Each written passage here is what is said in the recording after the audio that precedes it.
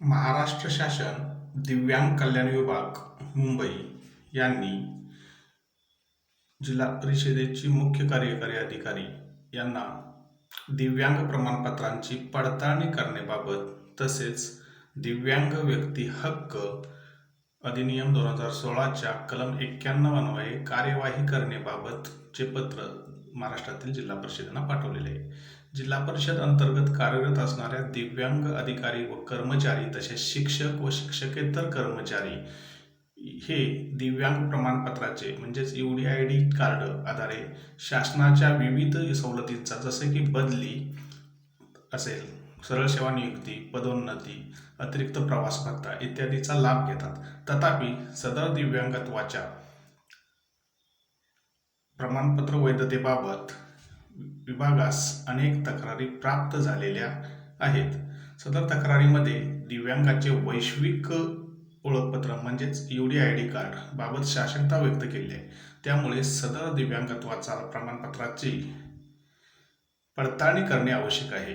2. दिव्यांग व्यक्ती हक्क अधिनियम 2016च्या अनुषंगाने दिव्यांगांचे सक्षमीकरण करणे तसेच सदर अधिनियमान्वये प्राप्त झालेले लाभ पात्र लाभार्थ्यापर्यंत पोहोचवणे अभिप्रेत आहे. सबब आपल्या प्रशासकीय नियंत्रणाखाली असलेल्या शिक्षण, आरोग्य, बांधकाम विभाग तसेच सर्व विभागातील सर्व अधिकारी, कर्मचारी व शिक्षक, शिक्षकेतर कर्मचारी यांच्या दिव्यांगत्वाच्या प्रमाणपत्राची पडताळणी करण्यात यावी. पडताळणी अंती लाक्षणिक दिव्यांगत्व असलेल्या दिव्यांगांनाच अनुदेय लाभ देण्यात यावा. दिव्यांगत्वाचे प्रमाणपत्र चुकीचे, बनावट आढळल्यास किंवा प्रमाणपत्र 40% पेक्षा कमी असेल तर अशा दिव्यांगांना सदर लाभ अनुज्ञेय करण्यात येऊ नये. त्यांना दिलेले लाभ बंद करून त्यांनी घेतलेल्या लाभाबाबत कारवाई करण्यात यावी.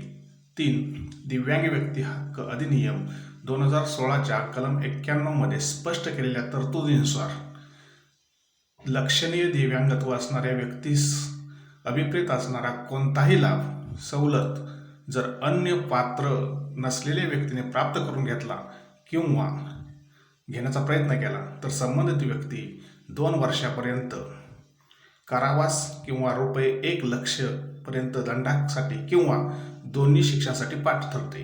या तरतुदीनुसार पडताळणीअंती अपात्र ठरवण्यात आलेल्या कर्मचाऱ्यांवर कार्यवाही करण्यात यावी.